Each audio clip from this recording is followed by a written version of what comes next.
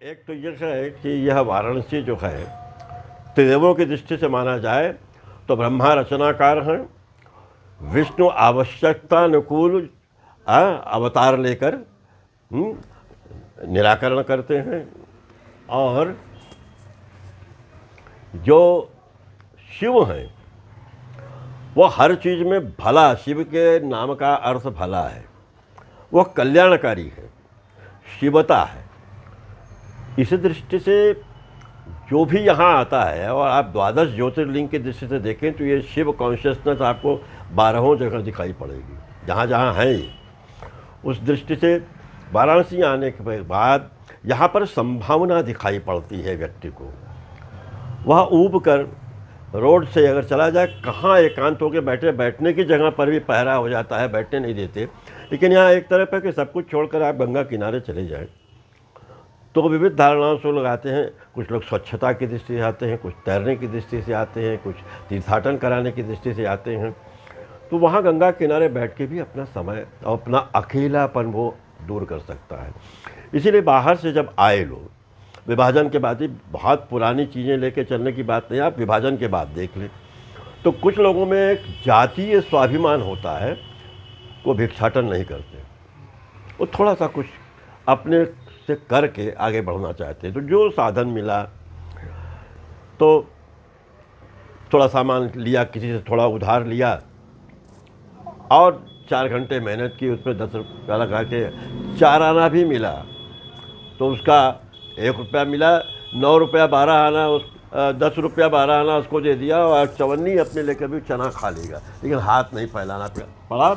इससे उसका आत्मविश्वास बढ़ता है। किसी भी प्रॉफिट के पहले वो अपनों को फिट करना चाहता है।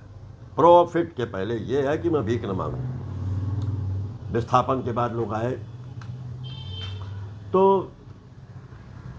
इस विस्थापन की घटना के समय मैं बहुत छोटा था, लेकिन उस समय जो वहाँ से आए वो अपने छोटे छोटे बाल बच्चों को भी लेके आए, और सब किस प्रकार कोई साधन लेके, जिनमें बेच के, पेन बेच के,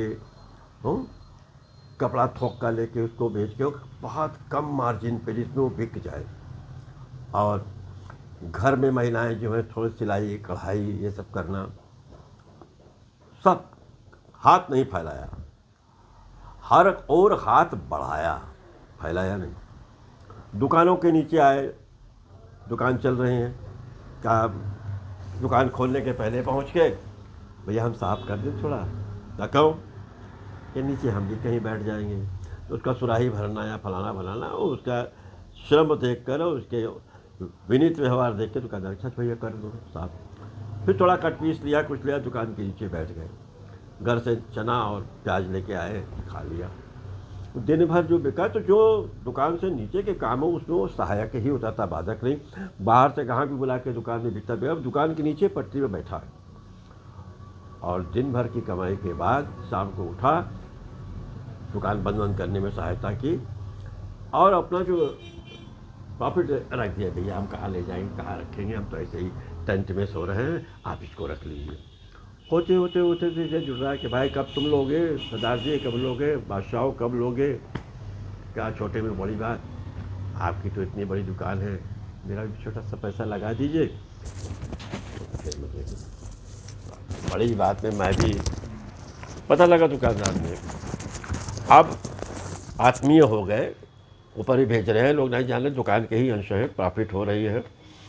बाद में बच्चा पढ़ रहा है, पढ़ा रहे हैं, कह रहे कि मैंने भी कहा थोड़ी देर दुकान पे तुम बैठ जाओ, तो शान है इनकी, नहीं बैठेंगे, दुकान के नीचे नहीं बैठेंगे। होते होते उसका पैसा जब इतना हो गया तो देख रहा है कि अब पगड़ी लग रही है 10,000 20,000, 10,000 लग रही है, और इनका जुड़ गया 15,000, 15,000 20,000 लगा दिया। तो कहा कि अब दुकान पे बैठेंगे हमारे बेटे पटरी पर नहीं बैठेंगे, इतना तो आप है, बाप किस तरह से पाल रहा है नहीं देख रहे हैं, मिजाज चढ़ा हुआ, ऐसे पूरा दिखा के कहा कि सोच रहे हैं कहीं दुकान ले लें।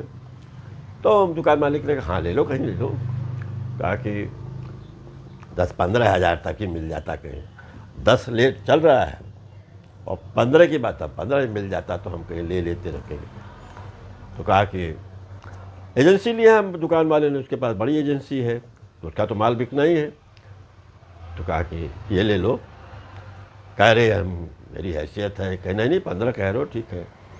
उसने नई दुकान देखी, कहा कि साहब जी दुकान तो मैं ले लूँगा, लेकिन मेरी एक शर्त है, आपने मुझे इज्जत बख्शी है, इस पटरी पर बैठ के मैंने कमाया है और हमेशा आपने वो रखा है।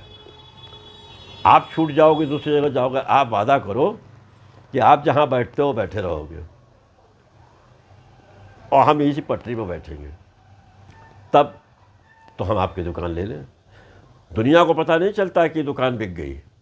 जो पटरी पर था वो पटरी पर ही है और दुकान मालिक जो है उसका कारिंदा हो गया।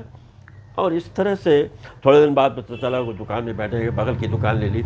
तो एक बार जो पटरियों पर बैठ के दुकान लगाते थे, कुछ सिंधी भी आए थे, कुछ पंजाबी आए थे, फिर उन्होंने गुमटियाँ लगाई। गुमटी लगाने के बाद और बच्चों को बड़ी बड़ी दुकानें करा दी। जो ठेला लगा रहे थे उन्होंने पीछे की दुकानों को खरीद के अपने रेस्टोरेंट होटल्स खोल लिए। वो वैसे ही जीते रहे और बच्चों को पढ़ा लिखा कर बड़ी जगह लगाकर बड़ा बिजनेस करा के वह उस पूरे जहाँ पटरी पर बैठ के करते थे, आज उन पीछे की दुकानों के मालिक भी हुए और निरंतर बढ़ते रहे। उन्होंने कोई चोरी नहीं की अपने श्रम के आधार पर। तो तृणमूल से लेकर शिखर तक की यात्रा में जो उद्यमी है और अपनी मेहनत पर विश्वास करता है, वह किस प्रकार अपने आर्थिक विकास की ओर बढ़ता है।